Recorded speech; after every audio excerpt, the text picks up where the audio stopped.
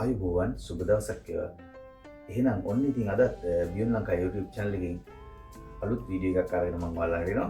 ඉතින් මේ වීඩියෝ එකෙන් මම ඔයාලට කියන්න බලාපොරොත්තු වෙන්නේ බයිමෙටල් තර්මෝ ඩිස්ක් එහෙම නැත්නම් ද්විලෝහ පාටි වලින් සාදන ලද උෂ්ණත්ව පාලක ස්විච් ගැන. ඉතින් මේ ස්විච් ක්‍රියාකාරී වෙන්නේ කොහොමද සහ මේවා අපිට හම්බ වෙන්නේ කොයි වගේ තැන්වලද කියලා මම අද මේ වීඩියෝ එකෙන් ඔයාලට කියනවා.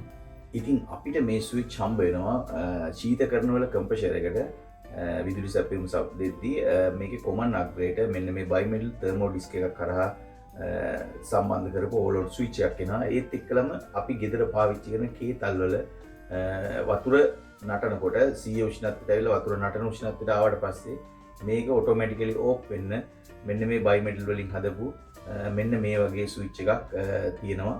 ඉතින් මෙන්න මේ ස්විච් එක කොහොමද ක්‍රියාකාරී වෙන්නේ කියන එක ගැන තමයි අද මම ඔයාලට කියන්නේ. තවත් මේ වගේ මේ ද්විලෝහ යොදාගෙන හදන ඕවර්ලෝඩ් ස්විච් ගොඩක් වෙලාවට මෝටර් වල ඕවර්ලෝඩ් එකක් හැටියට ඒත් එක්කලම උෂ්ණත්වය අපි ලබා ගන්න සියලුම තැන්වල මේ උෂ්ණත්ව පාලක ස්විච් අපි යොදා ගන්නවා. ඉතින් මේ කොහොමද මේ ද්විලෝහ පටිය ක්‍රියාකාරී වෙන්නේ කියන එක ගැන තමයි මම අද ඔයාලට පැහැදිලි කරන්න යන්නේ. ඉතින් ඇත්තටම අපි කවුරුත් දන්නවා අපි ඉස්කෝලේ විද්‍යාව පාඩම ඉගෙනගෙන තියෙනවා නම් අපි හැමෝම දන්නවා ලෝහවල ප්‍රසාරණ ගුණයක් තියෙනවා. ඒ කියන්නේ ඔයාලට මතක ඇති විද්‍යාව අපිට උගන්වද්දී පොඩි කාලේ කියනවා රේල් පාර රේල් පීලි අතර පොඩි හිඩසක් තියලා රේල් පීලි දෙකක් අතර තියලා නිර්මාණය කරන්නේ ඇයි කියලා දවල්ට ඉරේලියෙන් සූර්යාලෝකයෙන් රත් වෙන හින්දා මේ යකඩ රේල් පීල්ල ප්‍රසාරණය වෙනවා. එතකොට මේ දෙක එක ළඟ තිබුණොත් එහෙම මේ දෙක එකට තෙරපිලා මේ රේල් පීල්ල ඇද වෙන්න පුළුවන්. අන්න ඒ හේතුව හින්දා තමයි මේ රේල් පීලි දෙකක් අතර පොඩි ગેප් එකක් තියන්නේ කියලා ඔයාලට මතක ඇති අපිට කියලා දෙනවා. මේකට කියන්නේ අපි ප්‍රසාරණය. උෂ්ණත්වය වැඩි වෙද්දී යම්කිසි ලෝහයක මේක ප්‍රසාරණය වෙනවා. එතකොට මේ බයිමෙටල් කියන්නේ ද්විලෝහ කියලා කියද්දී අපිට මේකේ අදහස වෙනවා මේකේ ලෝහ වර්ග දෙකක් තියෙනවා. එතකොට මේ ලෝහවල ප්‍රසාරණය වෙන ගුණය එකකට එකක් වෙනස්. අපි හිතමු යකඩ තහඩුවකුයි පිත්තල තහඩුවකුයි දෙකක් ගත්තා කියලා. එතකොට මේ පිත්තල තහඩුවේ ප්‍රසාරණ ගුණය යකඩ තහඩුවට වඩා වැඩි සහ ඉක්මන්. ඉතින් මෙන්න මේ ගුණය යොදාගෙන තමයි මෙන්න මේ ද්විලෝහ ස්විච් හදලා තියෙන්නේ. මම ඔයාලට උදාහරණයක් කියන්නම්. දැන් අපි හිතමු මෙන්න මෙහෙම පටි දෙකක් ලෝහ පටි දෙකක් එකට අලවලා තියෙනවා. මේ පටි දෙක අලවලා තියෙනවා එකක් යකඩ එකක් පිත්තල. එතකොට මේ ස්විච් එකට මේ පටි දෙකට දැනෙන්න සලස්සනවා යම්කිසි උෂ්ණත්වයක්. මේ යකඩේ ප්‍රසාරණය වෙන වේගයට වඩා වැඩි වේගයකින් මේ පිත්තල පැත්ත ප්‍රසාරණය වීමේ සම්භාවිතාවක් තියෙනවා. එතකොට මේක ප්‍රසාරණය වෙද්දී මෙන්න මෙහිම පිත්තල පැත්ත ප්‍රසාරණය වෙන්න උත්සාහ කරනවා වැඩිපුර. එතකොට යකඩ පැත්ත එහා සාපේක්ෂව ප්‍රසාරණය නොවන හින්දා මේක යකඩ පැත්තට මෙහෙම උඩට නැමෙනවා. ඒ නැමෙන්න හේතුව තමයි ප්‍රසාරණය හින්දා දෙක එකට අලවලා තියෙන හින්දා යකඩ පැත්ත ප්‍රසාරණය නොවන හින්දා මෙහෙම උඩ පැත්තට නැමෙනවා.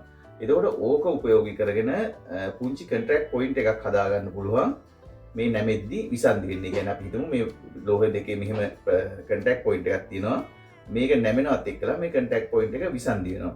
මෙන්න මේ තාක්ෂණය තමයි යොදාගෙන තියෙන්නේ මේ ද්විලෝහ ස්විච් වලට. ඉතින් මේක යොදාගන්නේ උෂ්ණත්වය දැනෙන තැන් වලට විතරක් නෙමෙයි මේ විදිහට ඍජුවම උෂ්ණත්වය දැනෙන තැන් වලට විතරක් නෙමෙයි මේ හරහා ලබා දෙද්දී විදුලිය ඔයාලා දන්නවා ඇම්පියර් එක යම්කිසි උපකරණයකට ගන්න ඇම්පියර් එකක නියතයක් තියෙනවා. දැන් අපි හිතමු ෆ්‍රිජ් එකක් කියලා. ෆ්‍රිජ් එකට ගන්නවා නම් ඇම්පියර් 1.5ක් ගන්නවා නම් රනින් එකේදී මේ ඇම්පියර් 1.5 පවත්වාගෙන යනවා ෆ්‍රිජ් එක නිවැරදිව ෆ්‍රිජ් එකේ කිසිම දෝෂයක් නැතුව ෆ්‍රිජ් එක වැඩ කරනවා නම් 1.5ක ඇම්පියර් එකක් පවත්වාගෙන යනවා.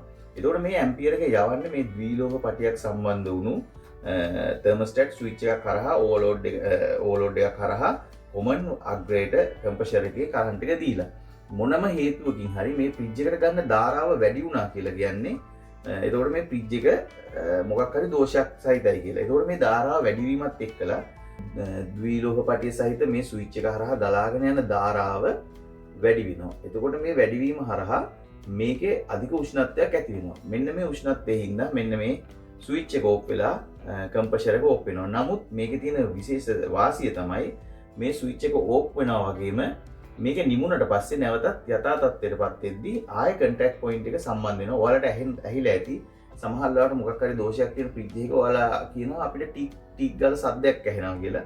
මේ කියන්නේ මෙන්න මේ ද්විලෝහ පටිය සහිත ඕවර්ලෝඩ් එක ඕප් වෙන සද්දේ තමයි ඔයාලට ඇහෙන්නේ. චුට්ට වෙලාවක් කම්ප්‍රෙසර් එක වැඩ කරනවා, වැඩි ඇම්පියර් එකක් ගන්නවා. එතකොට ෆ්‍රිජ් එක එකපාරටම ආපහු ඕප් වෙනවා. ඊට පස්සේ නැවතත් ඔටෝමැටිකලි මේක නිමුණට පස්සේ ආය අර කන්ටැක්ට් පොයින්ට් සම්බන්ධ වෙනවා.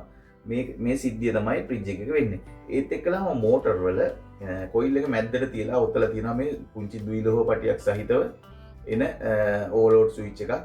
මේකත් මෝටරේ අධික උෂ්ණත්වයක් වැඩි ඇම්පියර් එකක් අරගෙන අධික උෂ්ණත්වයක් ආව මේ ද්විලෝහ පටියේ තියෙන බයිමෙටල් තර්මෝ ඩිස්ක් එක ඕප් වෙනවා. මේ ඕප් වීම හරහා මේ උපකරණයට ආරක්ෂාව සැලසෙනවා. එතකොට අපිට නිගමනය කරන්න පුළුවන්, පූර්ව නිගමනයකට එන්න පුළුවන් මේකේ මොකක් හරි දෝෂයක් තියෙනවා කියලා. ඒ දෝෂය නිවැරදි කරලා නැවත අපිට මේ උපකරණ පාවිච්චි කරන්න පුළුවන් වෙන විදිහ තමයි මේ බයිමෙටල් එකෙන් මෙහෙම ස්විච් හදලා තියෙන්නේ. එතකොට අර මම කිව්ව කෙලින්ම සම්බන්ධ වෙන ස්විච් අපි දන්නවා කේතලේ වතුර උෂ්ණත්වයේ නියමිත උෂ්ණත්වයට ආවට පස්සේ මේක ඕප් වෙන්න ඕන. ඒ සඳහාත් මේ ස්විච් යොදාගෙන තියෙනවා. මම ඔයාලට මේ රූප සටහන් දාන්න. මේ රූප සටහන් වලින් ඔයාලට පැහැදිලි වෙයි මේක කොතනද තියෙන්නේ කොහොමද කියලා. ඉතින් අද වීඩියෝ එකකින් ඔයාලා යම්කිසි දැනුමක් ලබා ගත්තා නම් channel එක හොඳයි කියලා හිතනවා නම් subscribe කරන්න. ඒත් එක්කලම bell icon එක දාලා තියාගත්තොත් ඔයාලට මම දාන වීඩියෝ එසනින් නැරඹීමේ හැකියාව තියෙනවා. එහෙමනම් අදට මම නවතිනවා. ආයෙත් අපි මේ වගේ වීඩියෝ එකකින් හම්බෙමු. හැමෝටම සුබ දවසක්. ජය වේවා.